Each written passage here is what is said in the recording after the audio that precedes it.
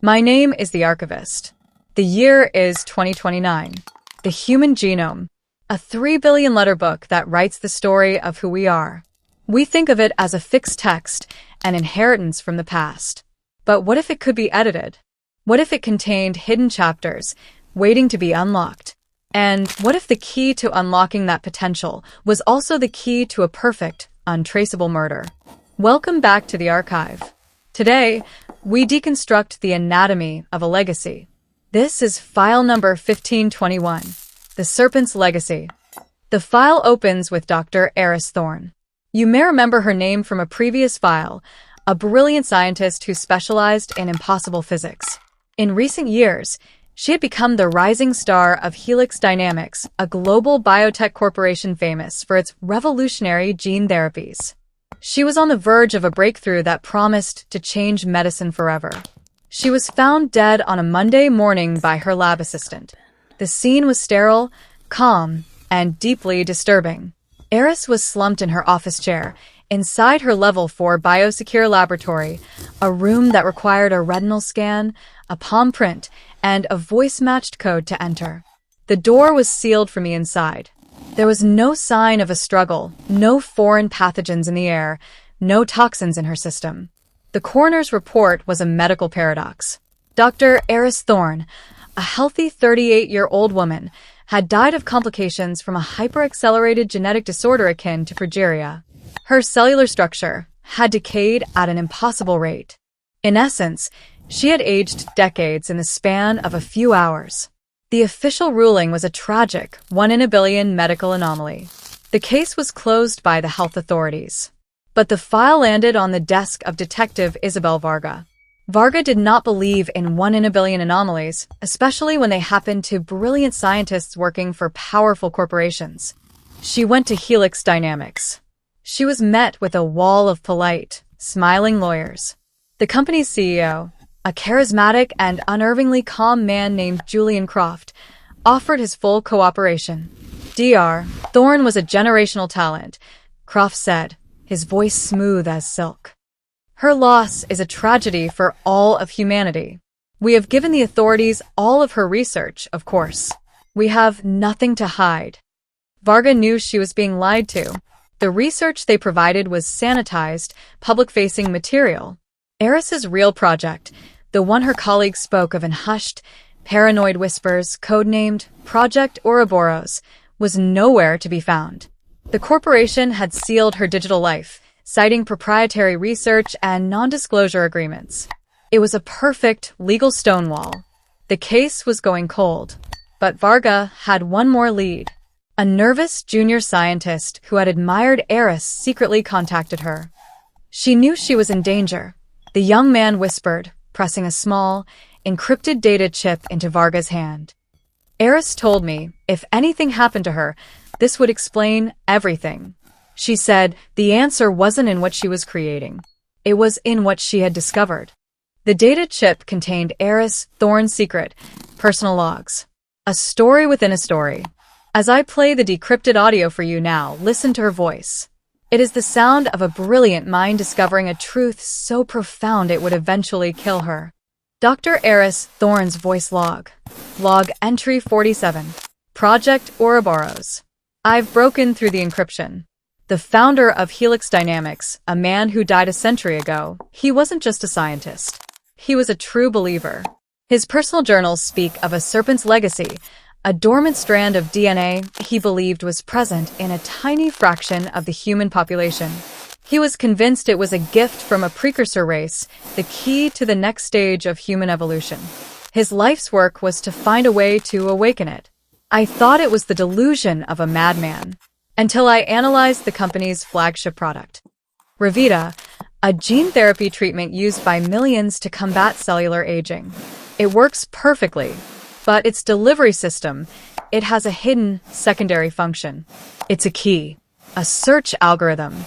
It scans the patient's DNA, looking for the dormant serpent's legacy sequence.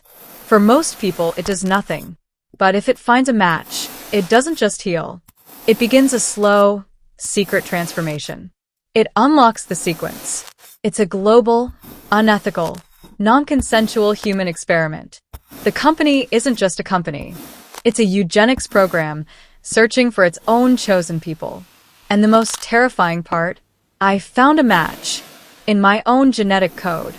The gene therapy I took for minor mitochondrial issue 5 years ago, it activated me. My recent breakthroughs, my heightened intelligence, it wasn't just me. It was the legacy waking up inside me. But I also found the failsafe. A dark secret hidden deep in the genetic code of the therapy. A built-in kill switch. A specific protein sequence that, when activated by an external signal, would cause the awakened serpent DNA to turn on its host, triggering catastrophic, hyperrapid cellular decay. It's a way to silence any awakened individual who discovers the truth. It's not a disease. It's an assassination tool, written in the language of life itself. And I know they know I found it. That was Aris Thorne's final entry. Detective Varga now understood. The murder weapon wasn't a poison or a pathogen. It was Aris's own DNA, turned against her by a remote, digital signal. The locked room was irrelevant. The killer was never there. They just had to press a button. The motive was clear. The CEO, Julian Croft, was a direct descendant of the company's founder. He was continuing the work, a modern-day Dr. Frankenstein trying to build a master race. Aris Thorne was a threat who had to be silenced. But Varga had no proof. The data chip was an anonymous tip. She couldn't prove who sent the signal. But Aris had left one final clue.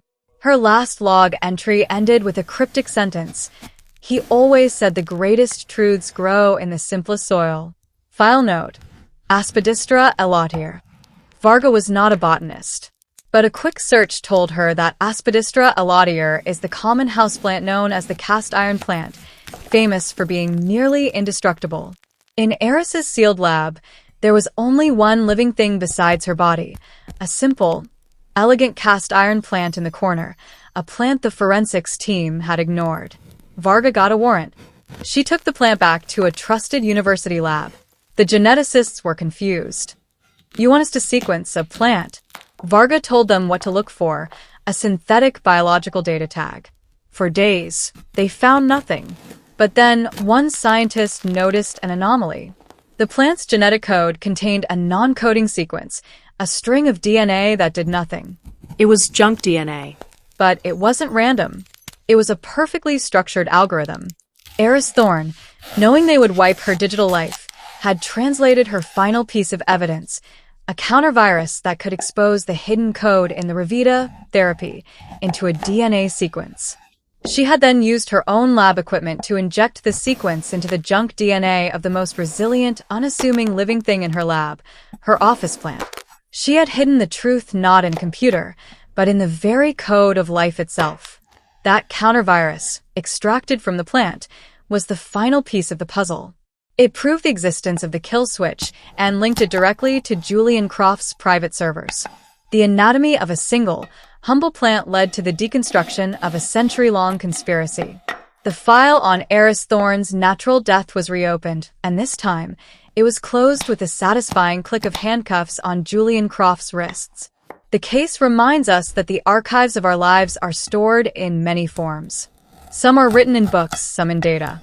But the most profound secrets, the ones that truly define us, are written in a language of only 4 letters, hidden deep within our own cells, waiting for the right key to unlock them. This file is now closed. It serves as a chilling reminder that the most intimate archives are not made of paper or data, but of flesh and blood. Our own DNA holds the stories of our ancestors, and sometimes, the blueprint for our own destruction. What do you believe was the greater crime in this case? The murder of a single brilliant scientist, or the secret global experiment she uncovered? We invite you to post your analysis in the comments below. If this journey into a genetic conspiracy intrigued you, show your support for our work with a like. It lets us know these forgotten files have found a worthy mind. And to ensure you have access to the next secret we unseal from the archives, be sure to subscribe to the Marrow files and activate the notification bell.